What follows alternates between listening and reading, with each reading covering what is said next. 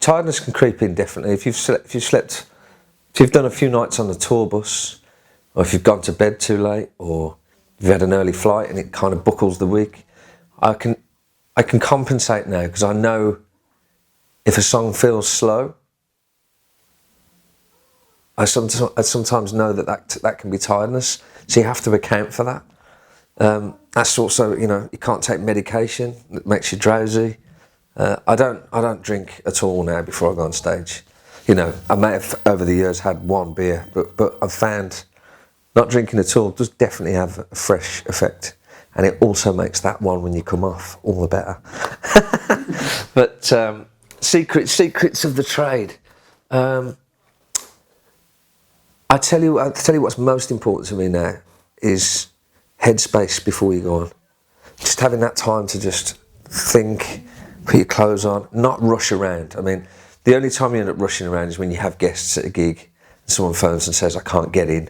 That's stressful, but that happens. But I still try and account to have a bit of time to myself, get excited about it, realise we're doing a big gig. That's every time I go on stage, every night, I still get that buzz of excitement. I don't get hugely nervous anymore, but I think that's just experience. If you do something for long enough, that probably goes, I guess, for anybody, I would have thought. I went on stage once and there was a problem with the in-ears, so no click track, but the track started.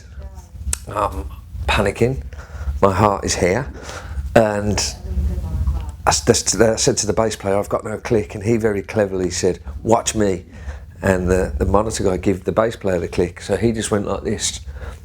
So I just played open kit, all I could hear was brass and drums, and he was there doing this, keeping me in time, which was brilliant, and I have to thank him for that. But those things can happen, we're all human, and technical things do happen. We did a gig once where the whole PA went off due to some fault, and I've been on a gig in Mexico with James where the desk blew up just before we went on. So things happen, but how you recover from those is the most important thing. And once they've happened, you feel like you're invincible. Like, well, you can deal with anything. It's only a show. It's about not panicking. It's like when you drop a stick, which I don't do that much of. It's snap a stick. I was in the middle of Let Me Entertain You, and I went round the kit. There's like a bit of a drum solo at the end. And of course, first beat of the drum solo, the stick snaps in half. I'm like, why now? Why have you waited till now to snap? But it did. So Fred has put a stick holder here and one over here. So I was round the kit at the time, it snapped. So I kept one hand and pulled one out. It looked pretty cool, but if I hadn't got them in place from previous experience, I've been searching around the floor doing a solo with one hand, and I'm not Buddy Rich. It was, we've got all angles covered now. And I feel like I've done enough to sort of take on anything that comes my way. Hopefully there's not anything too surprising coming up, but yeah, there's another great story I must tell you.